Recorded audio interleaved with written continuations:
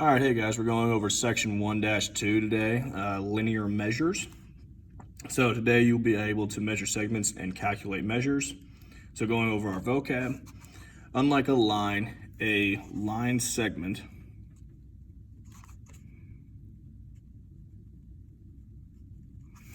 or segment can be measured because it has two endpoints. A segment with endpoints A and B can be named as segment AB or segment BA. The measure of AB is written as AB. The length or measure of a segment always includes a unit of measure such as a meter or an inch or centimeter or millimeter. Segments that have the same measure are called congruent segments. And the way that's written is like that. We're going to go over that down here as well. Blank methods, these are constructions.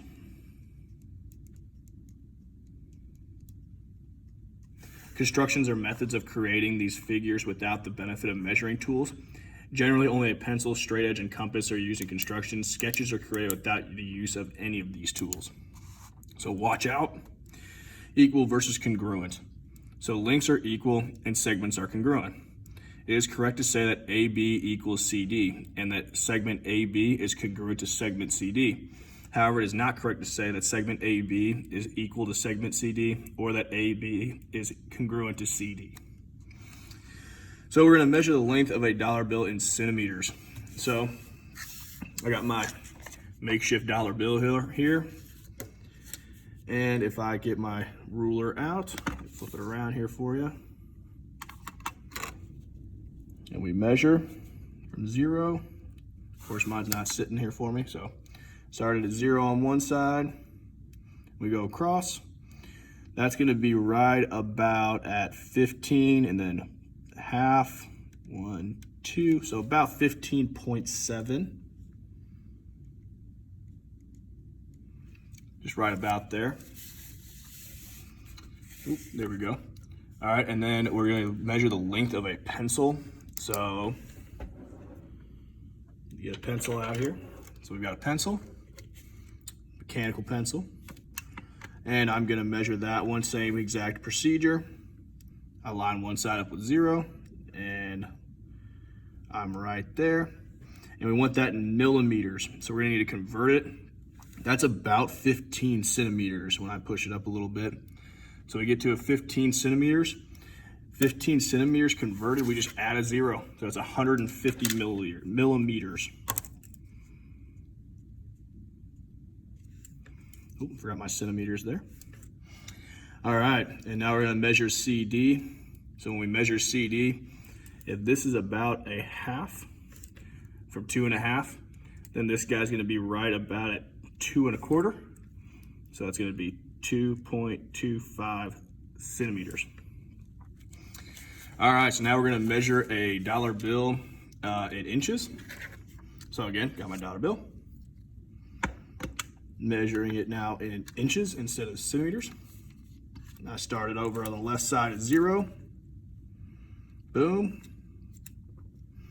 And now I've got 6 and 1, 2, 3.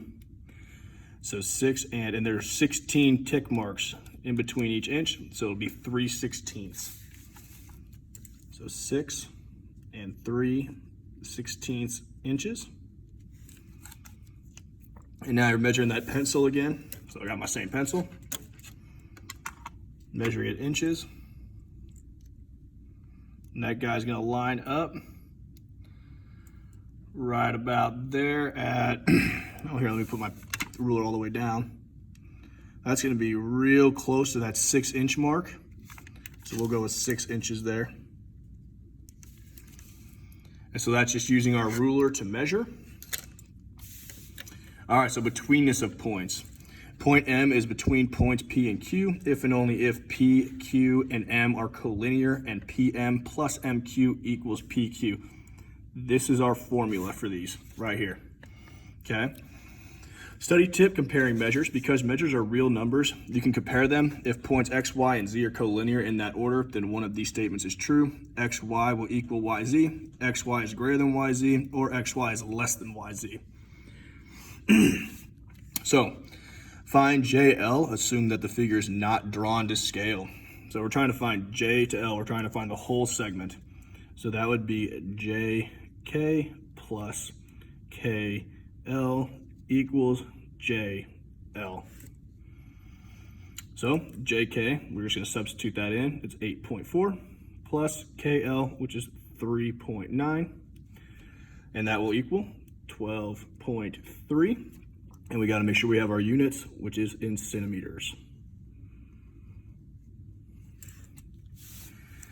All right, so now 4A, find QR. Assume that the figure is not drawn to scale. So to find QR, which is this guy right here, we would have PQ plus QR will equal PR. PQ we have is 6 5/8 plus, we don't know what QR is, so I'll just leave it as QR. And then PR is 13 3/4. So now all we would do is subtract 6 5/8 from both sides. You can still see that. So QR will equal 7 1/8. And that is in feet. Run out of space there. All right, so now we're going to find the value of A and XY if Y is between X and Z, and XY equals 3A, XZ equals 5A minus 4, and YZ equals 14. So again, we'll have XY plus YZ equals XZ. And I'm going to substitute it in, but I'm going to do it up here. So I'll have 3A plus 14 will equal 5A minus 4. And now we're just going to solve algebraically. So I'm going to go ahead and subtract my 3A from both sides. So I'll have 14 equals 2A minus 4. Now I'm going to add 4 to both sides, which is 18 equals 2A. And I'm going to divide by 2. So A will equal 9. And that's one of our answers, but it also asked for XY. So XY equals 3A. So I'm just going to plug in that 9 for the A. So 3 times 9. So XY will equal 27. All right. Find X and BC if B is between A and C. AC equals 4X minus 12, AB equals X, and BC equals 2X plus 3. So we need to construct this line.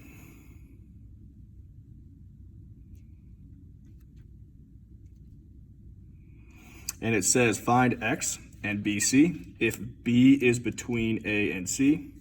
So we'll have A and C, and we're going to put B in the middle. You can put it anywhere you want to, as long as it is in between A and C. All right, now we have AC, so this whole thing, this whole line, is going to be 4X minus 12. AB is going to be X, and BC is 2X plus 3. So now I'm going to set my equation up like we've been doing. AB plus BC will equal AC.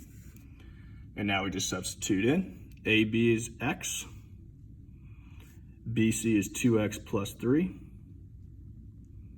and AC is 4X minus 12. And now we just solve algebraically to find X. So I'm going to simplify this side right here, combine like terms.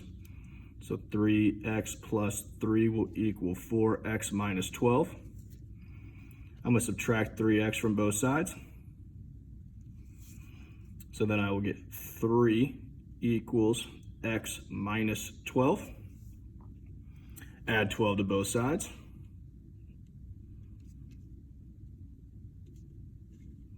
So I'll get 15 equals X. And again, that's one of our answers. We found X, now we gotta find BC.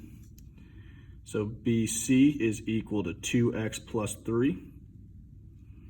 So I need to plug in that 15 that we just found for X right here. So I'll have 2 times 15 plus 3.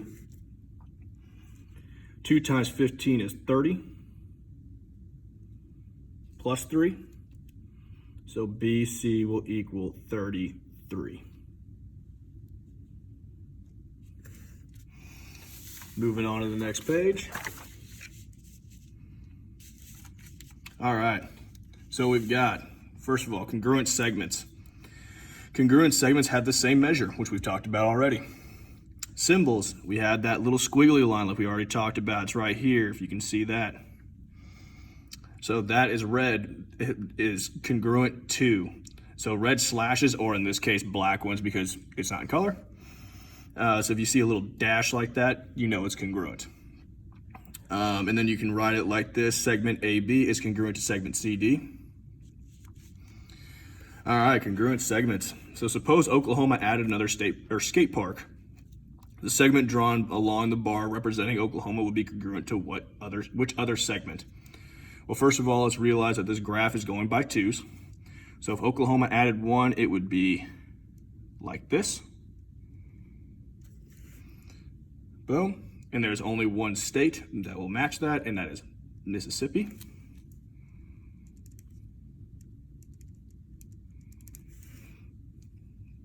All right, and then now here we are name the congruent segments in the sign shown. You can see that. There we go. Let's name the congruent segments in the sign shown.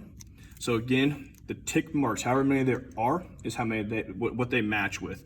So you see how there's one tick mark on AB. Well, then we got one tick mark on AG. So those two are congruent.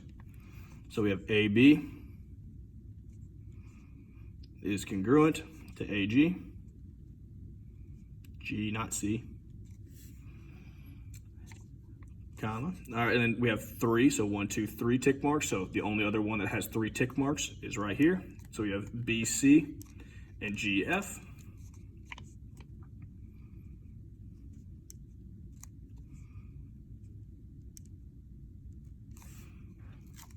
And the last one, again, we have 2 tick marks, so where do they match up with? It's gonna be right here. So we have CD is gonna be congruent to FE.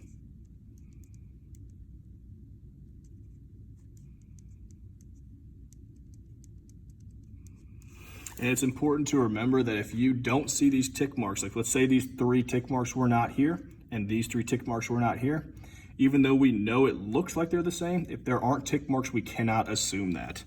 All right, and that is all for section 2.